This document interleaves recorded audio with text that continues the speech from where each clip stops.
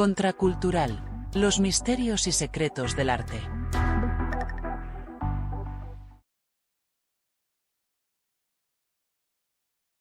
Existen películas que de un modo u otro pasan a la historia del cine no solo por su calidad o el interés que despiertan en el público, sino porque además aparecen marcadas de antemano por un cierto halo de misterio y de tragedia que las hacen pasar a esa extraña categoría que engloba a las películas malditas. Son varias las películas que llevan esta condición como una marca, películas en las que ha habido muertes misteriosas durante los rodajes, o que se han visto envueltas en misteriosos sucesos durante los mismos. Otras simplemente siembran a los espectadores la duda de que si lo que están viendo ha sido grabado directamente de la vida real debido a lo trágico, extraño u horrendo que pueda ser lo que se está viendo. Una de estas películas, precisamente,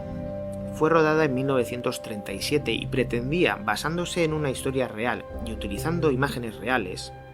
plasmar la verdad sobre las actividades de una hermandad secreta de flagelantes que operaba en el estado de Nuevo México en los Estados Unidos, bajo una sombra de misterio y rozando la clandestinidad. The Last of the Penitents es el título original de esta extraña película rodada en 1937 a modo de documental, lo que hoy se llamaría una docuficción o un falso documental, y que pretendía abordar un tema más que tabú para la sociedad norteamericana de la primera mitad del siglo XX. Las hermandades secretas religiosas que representaban sus creencias de un modo aterrador y que a menudo se excedían en sus recreaciones y su forma de entender la fe. Y es que este tipo de organizaciones, parecidas en cierta medida a otras igualmente tenebrosas como el Ku Klux Klan, representaban un territorio inexplorado y oscuro, pero que al mismo tiempo era prometedor para la creciente industria del cine americano. Y era visto como una oportunidad que los productores y cineastas de la época no estaban dispuestos a dejar pasar por alto. El escenario escogido para la trama de esta película fue el estado de Nuevo México, justo en la frontera de Norteamérica con el país azteca, donde varias cofradías de flagelantes realizaban sus cultos y ritos ocultos en un régimen de semiclandestinidad, probablemente al sentirse amparado por vacíos legales que pudieran declarar ilícitas sus actividades, pero sin quererse dar excesiva notoriedad para evitar problemas. La cinta, esta película, muy poco conocida excepto por los amantes del cine independiente y de rarezas cinematográficas, aparte de abordar este tema, podríamos llamar incómodo, relata su historia basándose en un caso real en el que un periodista encontró la muerte, precisamente por intentar averiguar más acerca de estos penitentes. Pero ¿quiénes eran estos penitentes? El estado de Nuevo México era a mediados del siglo XIX un lugar verdaderamente duro para la existencia y la supervivencia del ser humano. Su carácter de lugar fronterizo y la mezcla de las culturas nativa norteamericana, mexicana y lo de los colonos, la europea, convertía este escenario en un sitio peligroso y en un nido de tensiones generadas por la propiedad de estas salvajes tierras, que a menudo provocaban que la frágil y tensa paz que pudiese haber entre estas culturas saltase en pedazos y estallasen violentas revueltas que hacían que la vida humana no tuviese un valor demasiado alto, por no decirte ninguno. En medio de aquel infierno desértico y árido, se tenía ya constancia de la existencia de cofradías o hermandades llamadas penitentes, que durante la festividad de la Semana Santa realizaban aterradores ritos que constituían en infringirse a ellos mismos penitencias tan extremas que llegaban a autoflagelarse de manera casi enfermiza. Cuando a mediados del siglo XIX Nuevo México pasó a formar parte de los Estados Unidos, estas hermandades de penitentes se habían hecho ya con el control religioso del territorio, proporcionando el principal acceso al culto de una gran mayoría de la población y siendo ejercido a menudo por voluntarios que en ausencia de sacerdotes tomaban las riendas reuniendo a las comunidades de creyentes para instruirlos en la fe mediante oraciones y salmos, al tiempo que promulgaban los dramas religiosos cristianos, sobre todo durante la Semana Santa. A pesar de esta dejadez por parte de la Iglesia Católica hacia estos penitentes, las relaciones entre esta y las hermandades resultaron incómodas para las altas esferas eclesiásticas. Aunque algunos misioneros y sacerdotes enviados a la zona tuvieron un carácter conciliador e intentaron cooperar con ellos, lo cierto es que la gran mayoría de estos sacerdotes fueron intolerantes y a menudo ninguneaban las actividades de estas hermandades al tiempo que las demonizaban. Pero por muchas quejas y recelos que por parte de la Iglesia se desataban contra las comunidades religiosas, digamos, no oficiales del Estado de Nuevo México, no hubo por parte del gobierno de los Estados Unidos una prohibición oficial contra estas organizaciones. Sin embargo, sí que se quedaron relegadas a un estado de semiclandestinidad y sometidas a ciertas persecuciones que dieron lugar a que los miembros de los penitentes optasen por seguir con sus actividades de forma totalmente oculta y secreta, para evitar problemas. Esta nueva situación, abocada al secretismo, lejos de traer la tranquilidad a sus miembros, propició todo lo contrario, ya que las cofradías de penitentes se convirtieron en un blanco fácil para la prensa y sectores críticos de la propia Iglesia, que les culpaban cada vez que tenían la ocasión de los sucesos, fuesen de la categoría que fuesen, ocurridos en el territorio de Nuevo México. Un territorio que a finales del siglo XIX y principios del XX se veía envuelto en una vorágine de violencia y se había convertido en un verdadero polvorín a punto de estallar. Para mostrar esta persecución, el Diario de Nuevo México publicó en marzo de 1892 unas palabras del arzobispo J.B. Salpont que dejaban muy a las claras la posición que desde las altas esferas católicas se tomaba respecto a los penitentes, afirmando que las prácticas de estos penitentes eran crueles en extremo y catalogadas como criminales. Sin embargo, esta clandestinidad, al igual que ocurre con otras hermandades secretas alegales,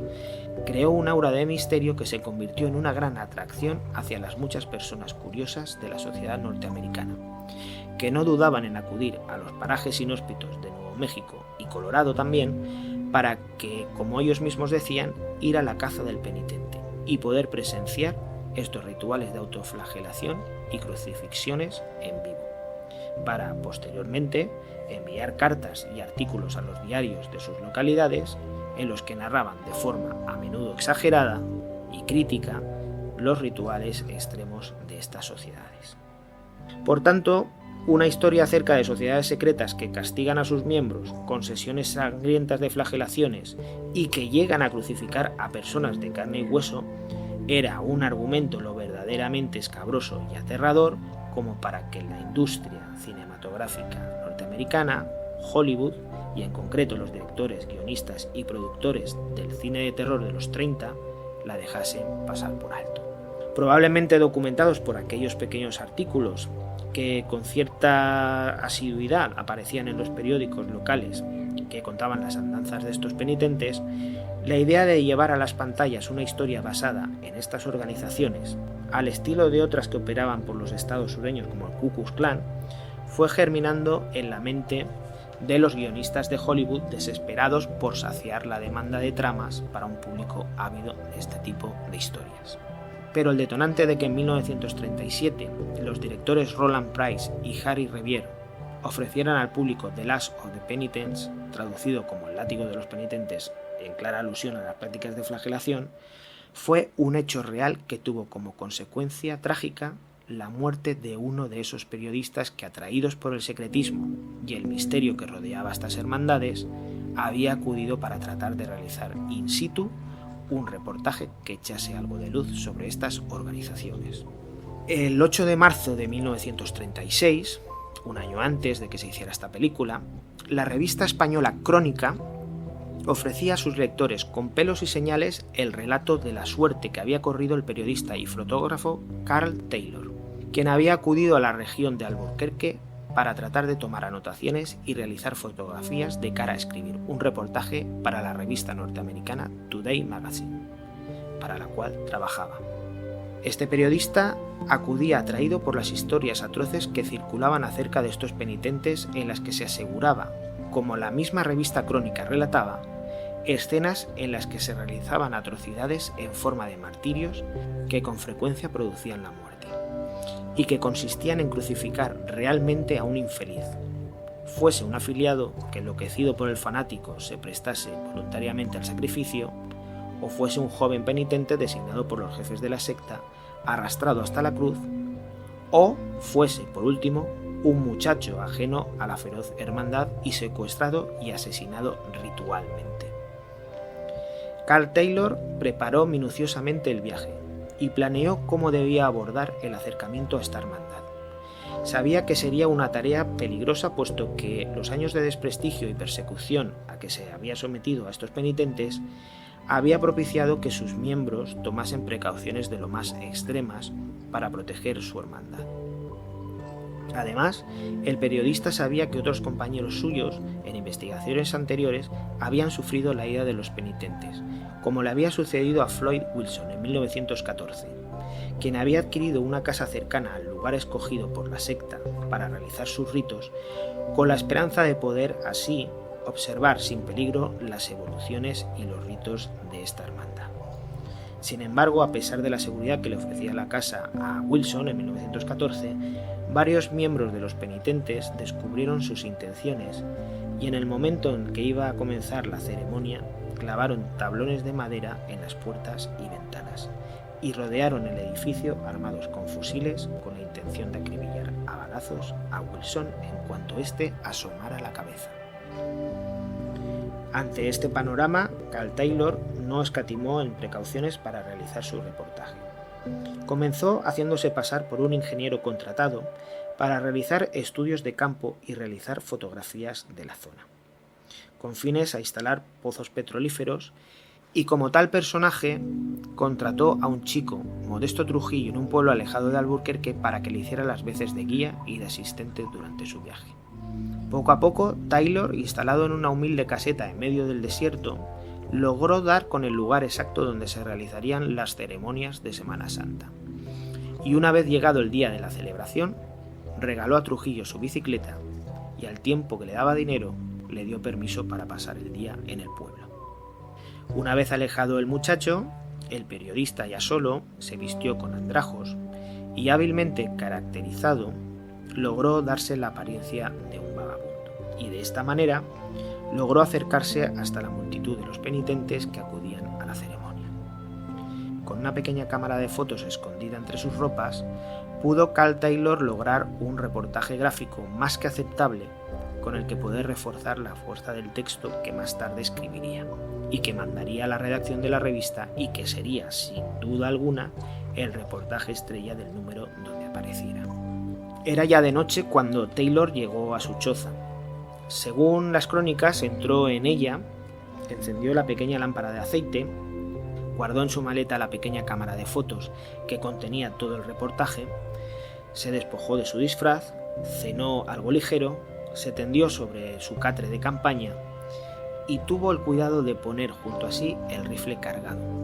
y ya fatigado por la larga y la peligrosa excursión, se durmió profundamente. Parecía que por fin se iba a saber todo lo que los penitentes realizaban durante sus ceremonias, puesto que Karl Taylor había llegado más lejos que ningún otro reportero antes. Sin embargo, durante la noche, una sombra se deslizó al interior de la choza, y sin que Taylor se despertase, se apoderó del rifle y disparó 3 veces a bocajarro, llevándose así la vida del periodista por delante. Al día siguiente, un mulero al que Karl Taylor había contratado para que acudiese a cargar con los bultos del periodista y comenzar el regreso a casa,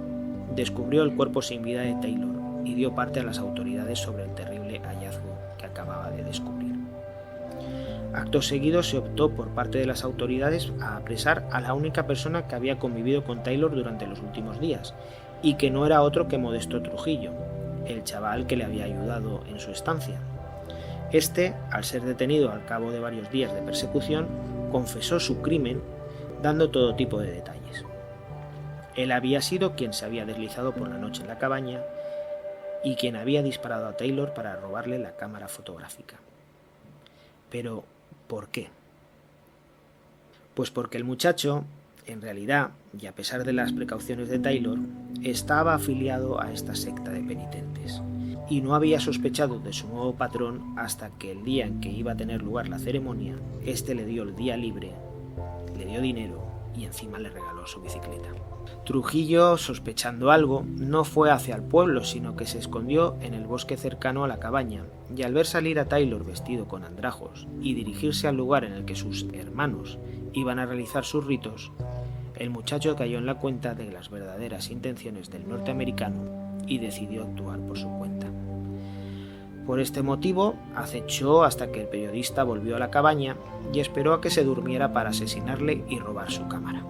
Sin embargo, la cámara que sustrajo no era la que había visto manipular al supuesto ingeniero durante varios días. Taylor, en previsión de que algo pudiese pasarle, empleó otra cámara mucho más pequeña y la escondió entre su equipaje, siendo encontrada más tarde por las autoridades y enviada a Today Magazine.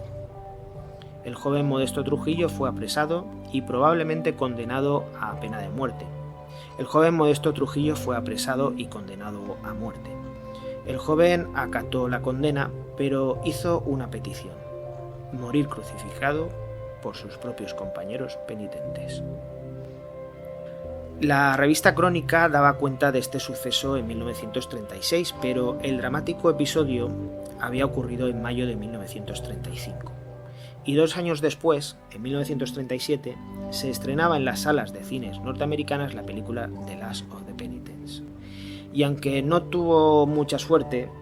por no decir que no tuvo nada de suerte, y de hecho se le considera hoy en día una rareza cinematográfica, nos dejó la historia que os acabo de contar, utilizando imágenes reales de estas atrocidades y destapando las actividades de estas hermandades o sectas que operaban durante la primera mitad del siglo XX en Nuevo México.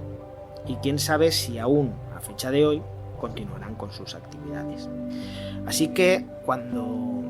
veáis películas como Holocausto Caníbal, de la que hablaremos en un futuro, o El proyecto de la bruja de Blair, que son falsos documentales, acordaos de esta película, una película que en 1937, casi 90 años de antigüedad, ya hizo algo no similar, sino mucho más real: hacer un documental de una atrocidad con imágenes, en esta ocasión sí, reales.